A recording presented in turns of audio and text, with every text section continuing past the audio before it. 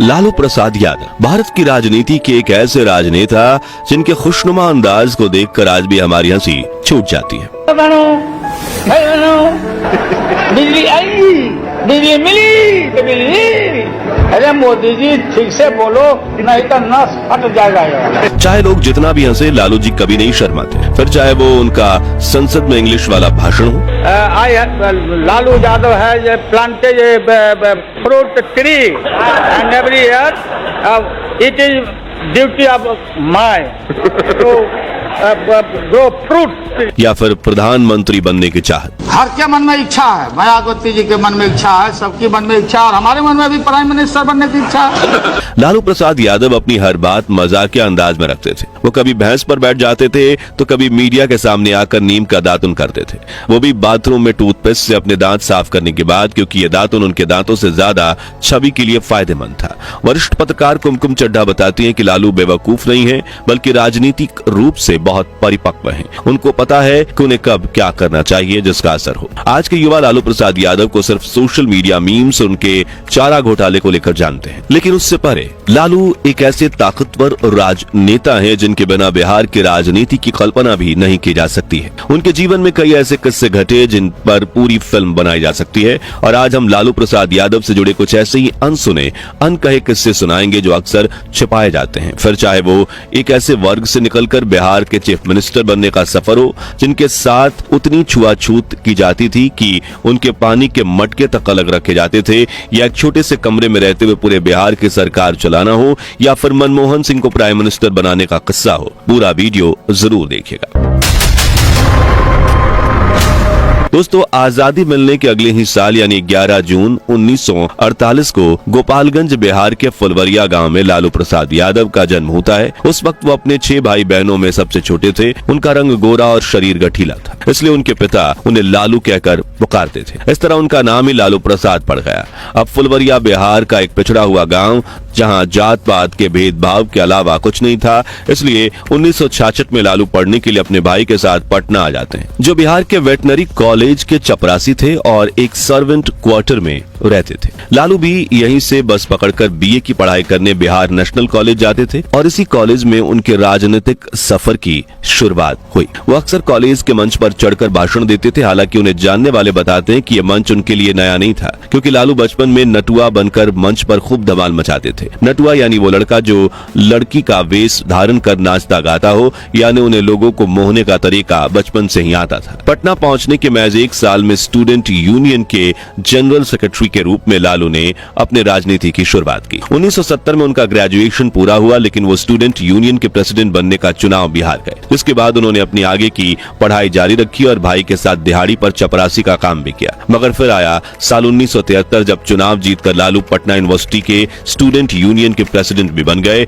और इस उभरते हुए युवा राजनेता पर नजर पड़ी जयप्रकाश नारायण की। कहा जाता है कि 1974 में बिहार मूवमेंट के दौरान जेपी को बचाने के चक्कर में लालू ने पुलिस से काफी मार खाई थी। इसके बाद वो बुरी तरह से जख्मी भी हो गए। जेपी समझ गए कि ये बिहार की राजनीति में एक उभरता हुआ तारा है। उन्होंने लालू को अपने साथ जुड़ने का मौका दिया, मगर फिर आया आपातकाल, जिसमें सभी बड़े नेता गिरफ्तार हो गए, और बिहार की पुलिस इस छात्र नेता को भी गिरफ्तार करने के लिए ढूंढ रही थी। मगर कई महीनों तक पुलिस की नाक में दम करने के बाद जब लालू पकड़े गए तो वो पुलिस की जीप पर चढ़ गए और अपना कुर्ता फाड़कर जोर जोर से चिखने लगे। उनके बदन पर डंडों के निशान बने हुए थे। कहा जाता है कि वो लालू प्रसाद यादव के पॉलिटिकल करियर का टर्निंग पॉइंट था, क्योंकि इमरजेंसी हटने के बाद 1977 में जनता पार्टी ने उन्हें छपरा से टिकट दे दिया, और भारी बहुमत से चुनाव जीतकर लालू प्रसाद यादव पार्लियामेंट में सबसे कम उम्र यानी मैजून 30 साल के एमपी बन गए। 1980 में जनता पार्टी की सरकार गिर गई और लालू भी चुनाव हार गए, मगर वो विधानसभा चुनाव जीतकर विधायक बन गए। इसी तरह अगले 10 सालों तक पार्टी में लालू का कद बढ़ता रहा। फिर आया साल 1990। बिहार की राजनीति में एक भूचाल सा आया हुआ था। जनता दल के भीतर गहमागहमी तेज थी और मुख्यमंत्री पद के लिए कई दिग्गज कतार में थे, लेकिन तब वीपी सिंह की नजर एक ऐसे नेता पर पड़ी जो जनता के बीच जमीन से जुड़ा हुआ था, जिसकी छवि गरीबों के मसीहा की बन रही थी, और वो थे लालू प्रसाद यादव। जनता दल की बैठक को बुलाया गया और जिसमें 3 नाम सबसे आगे रहे, राम सुंदर दास, जगन्नाथ मिश्रा और लालू यादव। लेकिन लालू की भाषण देने की कला और जनता से कनेक्ट करने की क्षमता ऐसी थी, जब उन्होंने माइक संभाला तो पूरा हॉल तालियों से गूंज उठा। नतीजा ये हुआ कि 5 मार्च 1990 को लालू प्रसाद यादव बिहार के मुख्यमंत्री पद की शपथ लेते हैं। एक ऐसा नेता मुख्यमंत्री बनता है जिसकी जड़ें सीधे मिट्टी से जुड़ी थी, जो भैंस पालता था, जो कभी खुद चपरासी की नौकरी करता था। जब वही शख्स बिहार की कुर्सी पर बैठा, यहां मैं आपको एक दिलचस्प किस्सा सुनाता हूं। तो मुख्यमंत्री बनते ही लालू प्रसाद यादव बिना किसी राजनीतिक शोरगुल के, बिना किसी सिक्योरिटी का लाव लश्कर लिए सीधा अपने गांव फुलवरिया पहुंचे। ना कोई हेलीकॉप्टर, ना कोई लाल बत्ती, बस वही पुराना अंदाज, वही मिट्टी की खुशबू। और वहां जाकर वो सीधा एक भैंस पर बैठ गए और सवारी करते हुए अपने घर पहुंचे, जहां उनकी मां चूल्हे पर खाना बना रही थी। अब लालू उसके पिछड़े हुए वर्ग से थे, जिसे उस दौर में अछूत माना जाता था। उनके कुएं अलग होते थे, हैंडपंप अलग होते थे और समाज में सही दर्जा तक नहीं दिया जाता था। आज वही लालू अपनी मां को बताना चाहते थे कि मैं खुद को बड़ी जाति का बताने वाले उन्हीं लोगों का सरदार बन चुका हूं, यानी बिहार का मुख्यमंत्री बन चुका हूं, और वही लोग अब मेरे लिए काम करेंगे। लेकिन उनकी मां को यह तक मालूम नहीं था कि मुख्यमंत्री क्या होता है, इसलिए उन्होंने अपनी अम्मा से कहा, माँ मैं हथुआ का राजा बन चुका हूँ। दरअसल हथुआ उनके घर के पास की तहसील है और उनकी माँ के लिए बेटे का हथुआ का राजा बनना इस दुनिया की सबसे बड़ी उपलब्धि थी। तो जैसे ही लालू ने अपनी माँ से ये कहा, हथुआ का राजा बना हूँ, जो उनकी पोजीशन से काफी छोटा पद था, मगर फिर भी उनकी माँ की आंखें आंसुओं से भर आईं। और ये किस्सा जानकर आज भी हमारे रोंगटे खड़े हो जाते हैं। वरिष्ठ पत्रकार संकर्षण ठाकुर लिखते हैं, ये चौंका देने वाली बात है कि मुख्यमंत्री बन जाने के बाद भी वो अपने भाई के चपरासी वाले घर में रह रहे थे। हमने उनसे कहा कि इससे प्रशासनिक और सुरक्षा की दिक्कतें पैदा होंगी और वेटरनरी कॉलेज में रहने वालों की जिंदगी भी मुश्किल हो जाएगी। लेकिन हर बार वो यही जवाब देते थे, हम चीफ मिनिस्टर हैं, हम सब जानते हैं, जैसा हम कहते हैं वैसा कीजिए। और यही था लालू प्रसाद यादव की लोकप्रियता का सबसे बड़ा सीक्रेट, यानी आम जनता से कनेक्ट। वो अपने भाषण में हिंदी के साथ भोजपुरी भी बोल देते थे। फिर जो लोगों में उत्साह जगता था वो आप ही देखिए। बोला कि हम स्मार्ट सिटी बनाएंगे। लालू को स्मार्ट सिटी नहीं चाहिए, स्मार्ट गांव चाहिए। लागल झुलनिया में धक्का बोल कलकत्ता।